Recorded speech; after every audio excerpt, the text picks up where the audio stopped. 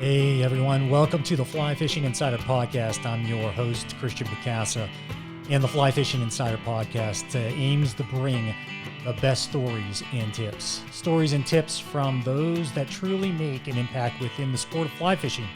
I'll dig into the past, present, and future of our guests, uncovering their amazing story and journey. Join me each week as I interview a new guest from somewhere around the globe. If you're not yet a subscriber, help by subscribing now so I can attract the most influential guests and sponsors to the podcast. Let's make this the top fly fishing specific podcast available. Today's show is brought to you by the following sponsors. Angler's Coffee, a brand of coffee for anglers by anglers. Owner Joan Monahan grew up fly fishing, and after spending 40 years in the coffee industry, perfecting blend and brew process, he retired to creating a coffee blend and brand for the sport of his passion. Go to www.anglerscoffee.com and pick up a bag of your choice. My personal favorite is the pre-ground caddis blend. It has a perfect balance of body, aroma, and acidity to kickstart my day. Thank you, Anglers Coffee, for supporting the Fly Fishing Insider Podcast. We look forward to supporting you and your business. Again, www.anglerscoffee.com. Dupa Fish, that's D-U-P-E-A fish.com, www.dupafish.com. Coming soon, but head over now, pre-register, and make sure you are ready to receive all the notices of the great deals that we'll be having coming your way. With years of accumulated DIY, Todd and I have traveled and booked experience all over the globe. We know how hard it is to customize a trip to you and your group's particular needs. We will have a comprehensive list of service providers and guides to help you in selecting the perfect trip for your and your party's needs. Book a trip with us and have the adventure of a lifetime. That's Dupa Fish, www.dupafish.com. Togen's Fly Shop, a family-owned business that focuses on delivering top-notch service on high-quality, affordable products for your fly tying needs. Go to www.togensflyshop.com. That's T-O-G-E-N-S flyshop.com. And pick up the materials you need to refill your fly box. Thank you, Togen's Fly Shop. We really look forward to supporting you and your family-owned business. Again, www.togensflyshop.com. All right, everyone. Welcome back to the Fly Fishing Insider Podcast. Our guest today is Jackson Oaks. Jackson Oaks is with University of Mississippi and the Ole Miss Fly Fishing Club. Jackson, right before the break, you started to talk about your introduction to, I believe it was your TA who is in the accounting department. You guys kind of stumbled upon becoming friends, and I'm interested to hear where this goes. Yeah. So I just finished the test. He comes up to me, long story short, comes up to me, he says, "Hey, do you fly fish?" I was like, yeah. He's like, "Well, we have an interest meeting coming up, I think next week, about, the fly fishing club, if you're interested in doing that." And I was like, "Oh man, absolutely. I'd love to do that." And so we meet up, the next week at the school, it was the same room that I met in the accounting for my accounting class, for a meeting. We had about like 20 guys there, and we were thinking of ways to have meetings not at the school so we could, not have to be under the bounds of that. But, we had our first couple meetings there. It was cool, kind of organized stuff. We had to build like bylaws and all this other paperwork stuff, and get, with the TU Five Rivers Coastal Five Rivers organization, which is our sponsoring organization, and also the campus recreation at Ole Miss, getting all that configured.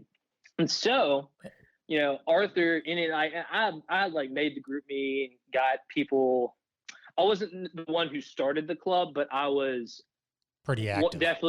I was pretty active in like forming it. Okay. Getting people involved, getting people like in group message and figuring stuff out. So, I was at this bar on the square in Oxford, Mississippi, called Harrison's. It was just like Harrison's Patio Bar, and they had a basement in the bottom. And the bar manager is my really good friend from high school. His name's Hayes Dent.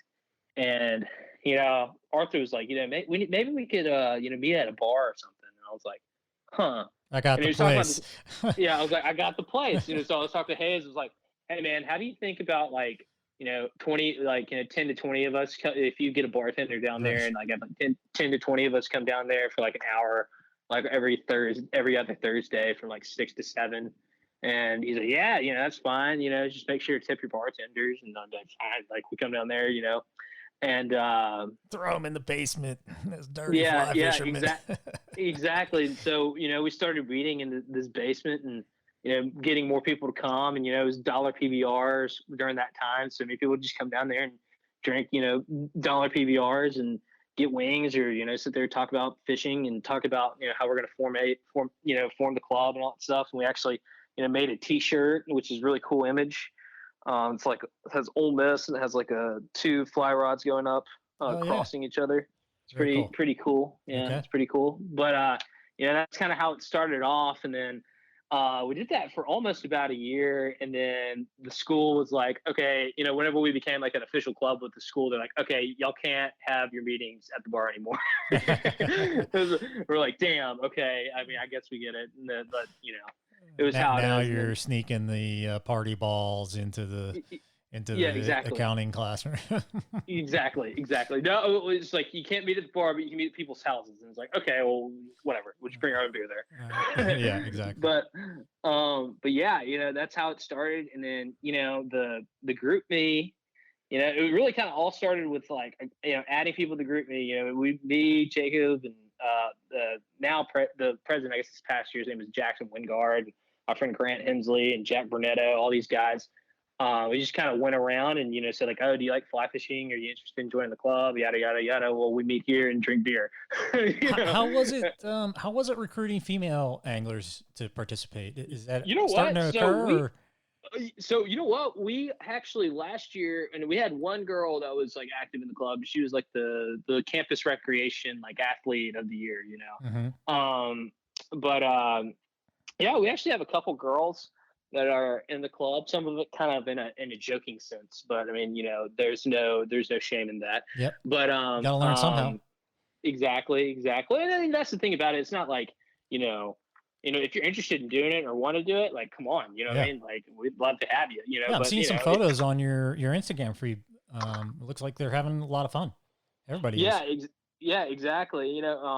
There's a couple girls that are members that they're actually working out in Jackson Hole now, and they fish just about every day. That's awesome. And that's the thing. We kind of want to turn it. Obviously, just started out a bunch of guys who just like fishing. Obviously we want it to turn into something more than that, where anybody can come and learn how to fly fish and go on the trips and all that stuff. And then so yeah, actually one of those girls, one of my good friends from high school, and they're actually some of my good friends in college too. And yeah, they enjoy fly fishing as well. So it's pretty cool how it kind of developed like that. Let me ask you this: are you seeing a movement with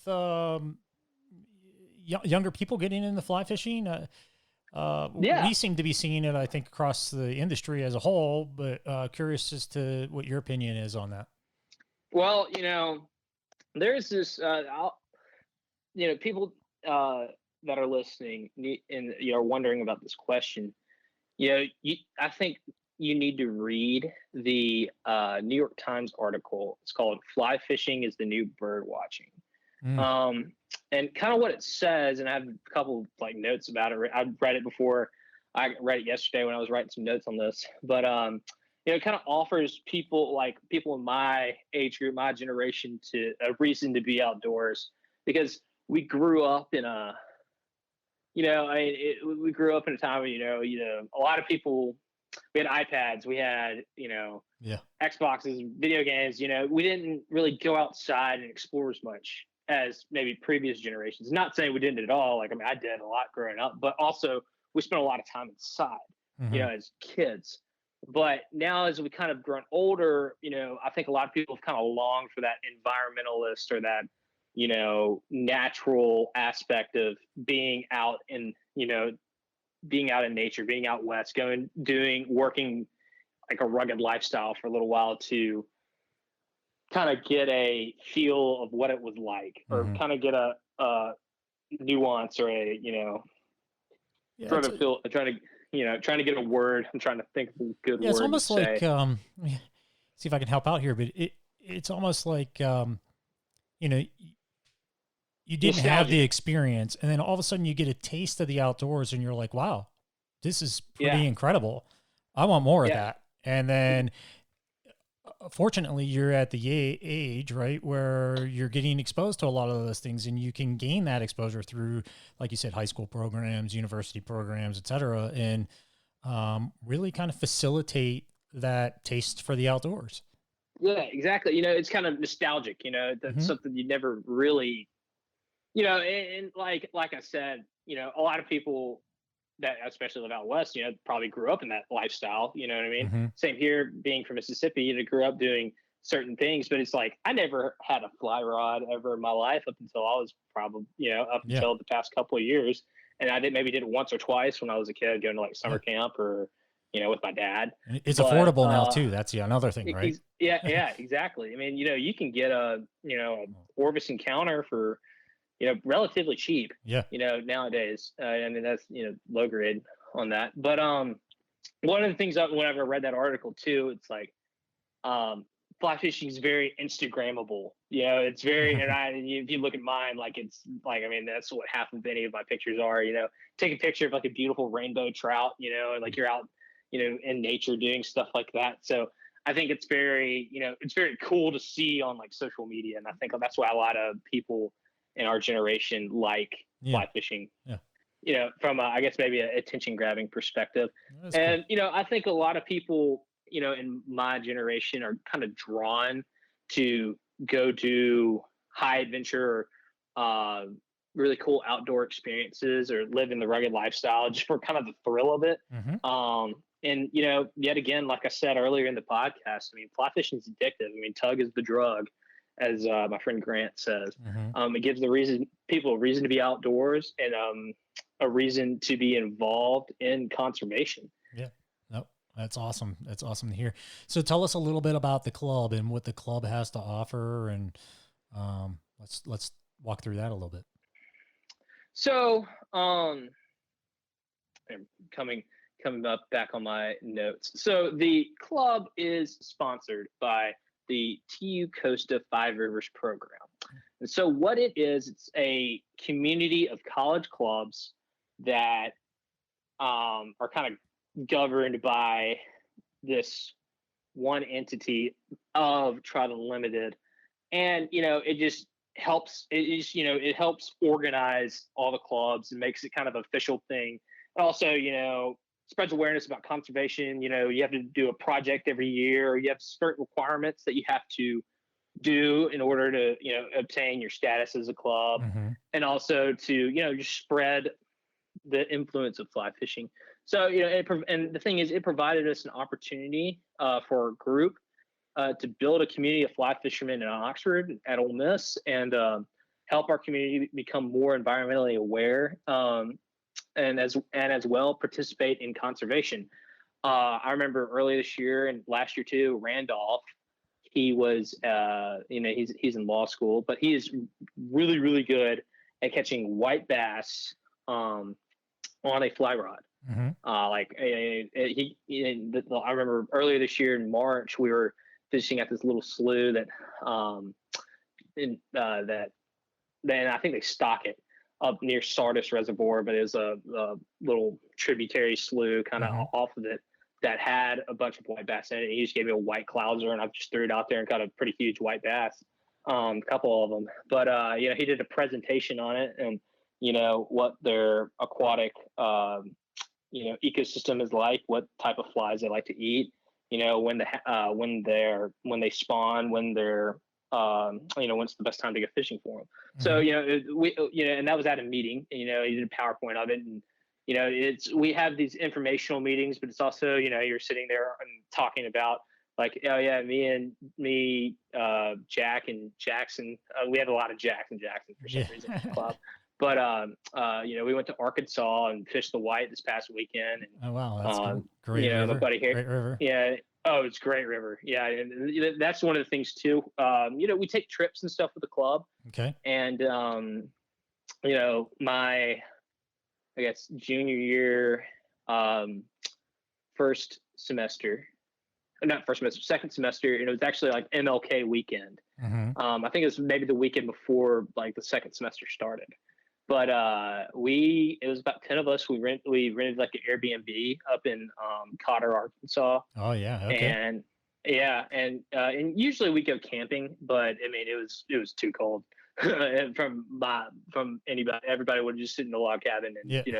light a fire and cook some steaks, but and drink a bunch of PBR.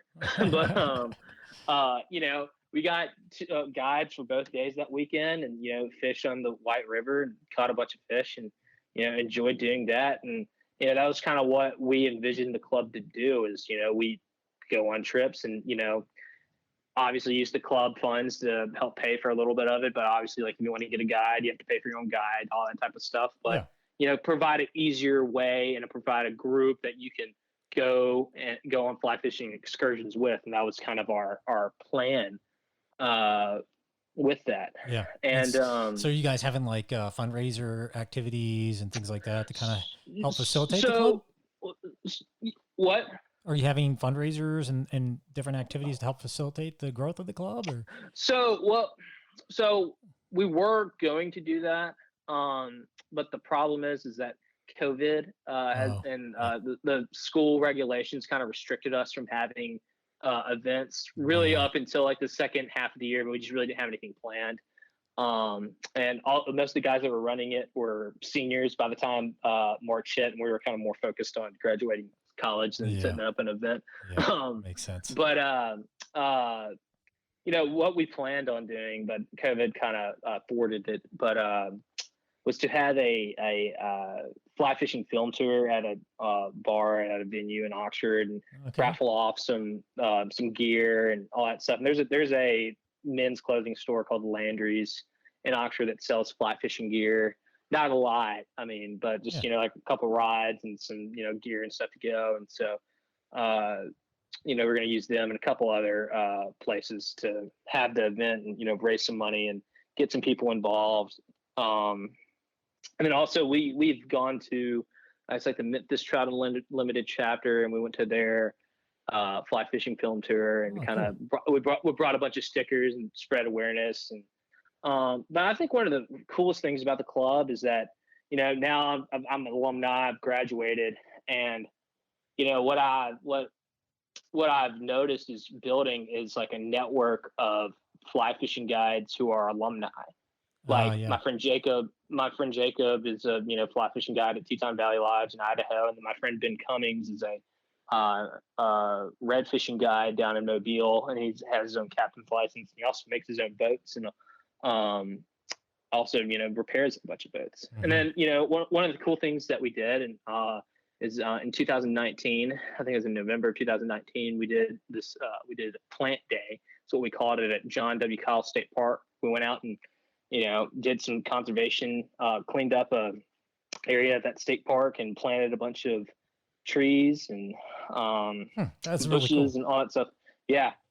And is that part of you had mentioned part of the Five Rivers, the TU Coastal Five Rivers program? Is that one of the elements that you have to, or one of the requirements? It's one of the requirements that you have to do. And did they give you grants and things like that for the program, or help facilitate in some way? I can actually get into that. So I was a part of this grant committee, mm-hmm. For conservation projects and stuff. But whenever we were doing it, that was just a basic requirement that you had to do with the build with your funds that you had. Mm-hmm. And the thing is, we have dues and stuff for the club, and they start off at $40, and the rest of the semesters that you're involved, it's $25, and 20 of it goes to your Trout Unlimited dues, mm-hmm. and then the rest just go to the club. Okay. And so we raise money through that, and then also, like I said, the grant committee, what I did, we reviewed like LOIs and looked at, project proposals, how much money they needed. And what the conservation grant did is, we chose I think it was 5 clubs that we thought were worthy of it was a $500 grant. I was a part of the TU Coastal Five Rivers Community Fund Advisory Board.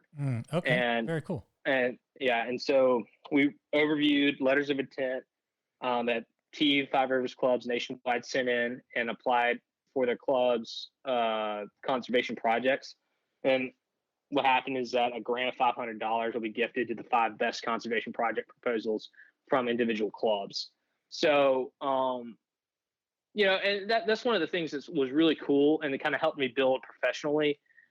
Is TU kind of provides those type of opportunities to those clubs, and it gives you an opportunity. It's like it was a board, I think, of like 5 of us, and then we met with this guy named Andrew Lafredo, which I don't think is in charge of it anymore, but now I think it's a new guy now.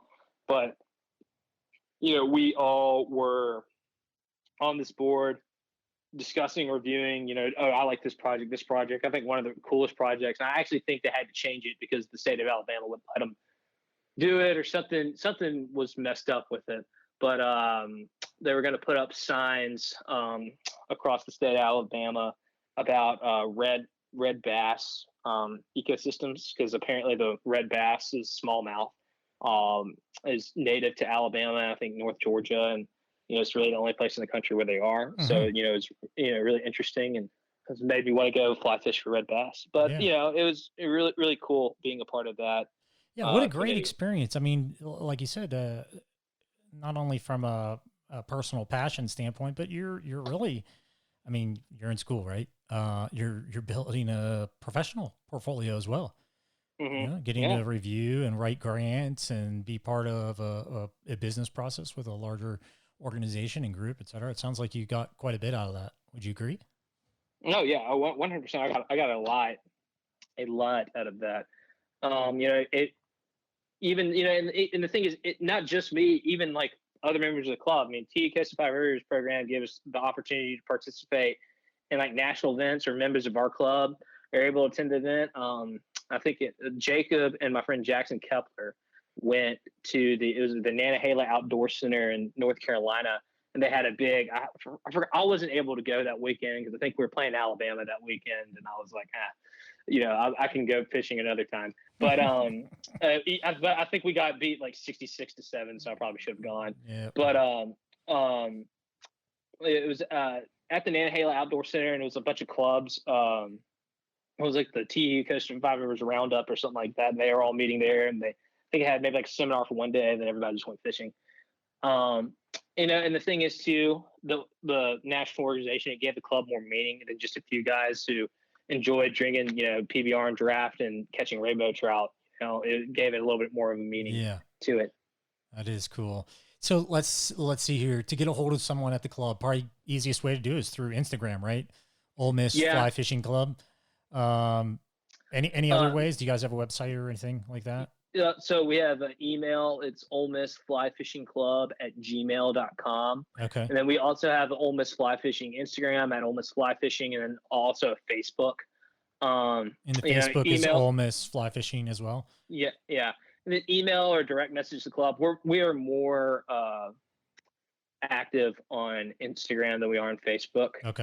And then so we have a new president, new exec, and all that stuff. But they plan on having a fundraising event where they're going to raffle off gear and kind of like I said earlier. So that will happen within the next year. Okay. So let's do this. Let's throw a quick plug in for the group. Ole Miss Fly Fishing Club. You can find them on Instagram, Facebook under Ole Miss Fly Fishing Club, and then share that email again, Jackson. Ole Miss Fly Fishing Club @gmail.com. Okay. So if you want to donate to the club, whether it's older gear or you want to provide a monetary donation to the club, please contact them. Or if you are a business owner and you have either a guide service or a lodging service, or you're a manufacturer of gear and you want to reach out to the club, go ahead and do that through that address. I'm sure they would be happy to work with you and help facilitate that. And it would be a great cause. Get some young people into fly fishing who are starting to understand the stewardship of conservation, etc. With the sport of fly fishing. I'm sure these guys would really appreciate it. So Jackson, let's talk a little bit about some of the outings that you've had with the club. I'd like to hear a good story about that. But before we do that, let's take a quick break. Let's recognize our sponsors, and then we'll come back for that. Sound good? Sounds good. Okay. Angler's Coffee. We love fueling your next cast. We've been roasting coffee before coffee was cool. www.anglerscoffee.com. Dupafish. Coming soon. Pre-register now and get notified. www.dupafish, that's D-U-P-E, fish.com. And Togen's Fly Shop, a family-owned business for all your fly tying needs. That's Togen's Fly Shop, T-O-G-E-N-S, flyshop.com. All right, everyone, welcome back to the Fly Fishing Insider Podcast. Again, this is your host, Christian Bacasa. We've got Jackson Oaks from Ole Miss Fly Fishing Club at the University of Mississippi on the line. And if you are enjoying the show, please subscribe, share with your friends, text, email, etc. Jackson, it's been really interesting walking through this story and hearing about the club. Tons of fun. It sounds like for you, great learning experience for those that are participating, and could probably easily be replicated at a number of different universities. So I'm really glad that we got you on the show today. Let's hear about some of these outings with the club. I know you have a few stories there that got to be really good. Yeah, so COVID kind of thwarted our. I'm using the word thwarted because I guess basically what it was, but our ability to travel with club funds as like an organization, and so we really only had one. Well, we've had two club outings and events, which I was talking about the MLK weekend whenever we went to Cotter and the Nantahala Outdoor Center. But the thing is, it doesn't just have to be a club event for us to go fishing. You know what I mean? Obviously not. So, one of the really cool things that I was able to do, and that's one of the things that, we kind of viewed it whenever we were building it is, we wanted, a couple guys to go fishing for a weekend, go somewhere, or, get people who, have fishing camps, or, get people that, have access to certain places. And, I've been able to go to my friend Cameron Cohn's house up in Highlands, North Carolina, and we went fishing on the Nantahala, and I caught the biggest brown trout I've ever caught in my life earlier in May. And then my friend Jackson Kepler's house in Blue Ridge, Georgia, we fished the Toccoa down there, and and the thing is about fishing in Georgia, one of the things that I appreciate about it is that you really got to work for those fish. Whenever I've gone there, I haven't necessarily caught the biggest fish, but I mean, those southern Appalachians, it's almost like hill mountains. It's like you're just going straight up and down. It's traversing up and down. I mean, you have to, if you want to get some of those good mountain trout, I mean, you got to traverse, down that mountain and then go either upstream, downstream, wherever, and keep hitting those pools until something hits. Because the thing is, something will hit. It's just you got to keep casting. I went there 2 weeks ago, and I went there one time in October. And Jackson's also a member of the club, so was Cameron. And that's one of the things that I kind of envisioned with it, is that we could kind of create a community of people that enjoy fishing, and people like that have like access to that have those resources for us. They can utilize it and have other people enjoy it, and also have people enjoy it themselves and get more involved in the club and also in the fly fishing community. Yeah, it sounds like you've gotten quite a bit out of it. Yeah. I know the previous president, Jackson Wingard. So one of the previous members too, his name's Jack Burnetto. He just started his job up in Chicago, and he goes fishing up a lot in somewhere in Wisconsin. I've never been up there, but I got invited to go, but I was just able not to go. But I mean, he drove up there and, went fishing up in Wisconsin, and stayed with him in Chicago, and that's the thing that is so cool about this organization that we have, is that we, over the summers, especially, we just have guys everywhere, and girls too. Mm-hmm. Obviously, we just have people everywhere, fishing, they're either in, out West. We have I think the guy that's about to be the treasurer next year is working out in Wyoming right now, and he's been sending me pictures every day of him catching brown and cutthroat and rainbow trout everywhere. And I'm just jealous because I wish I was out there right now. But I mean, he's out there. We actually even have the one of these guys too that's fishes the Guadalupe in Texas, Mm-hmm. And catches rainbows and largemouth, smallmouth bass down there. It's really, really cool. And so, it just kind of provides a wide array and a network of people that, you can just call up and say, hey, or if they can call you up and say, hey, you want to go fishing, you want to come stay with me, or you want to, go camping here in Arkansas, this weekend and go fishing. I went early March or like late February, I forgot, but my friend Jack Brunetto and Jackson Wingard, like I was saying earlier, and we went up to Cotter again, and then we camped out the first day, and it was raining and it was cold, and I was like, they were honestly fine, but me, I was in Boy Scouts, all that stuff growing up, and also the summer I spent in Wyoming, I was in a tent just about every day. So I enjoy camping, but I just from my perspective, I mean, if it's just not nice weather, I'd rather just get like a I'm out. Give me a nice cheap hotel room. Yeah. Because I just had enough of it, But I mean, don't get me wrong. Like I went whenever I was in North Carolina. I mean, I stayed at my buddy's house for a couple of days, and then we went and hiked up in the mountains and camped out for like 3 or 4. Just I mean, it's not like I'm opposed to it, but I'd prefer it to be like 60 degrees and not freezing my ass off, or wet. So we camped out that first night and woke up that day, and we were right next to the boat ramp, and then got a shuttle and all that stuff, and fished the North Fork actually that first day, and caught a bunch of rainbows. They caught browns, I only caught rainbows. Yep. But I mean, and that's the Arkansas fishery is, I think, one of the best fisheries in the country. I really do.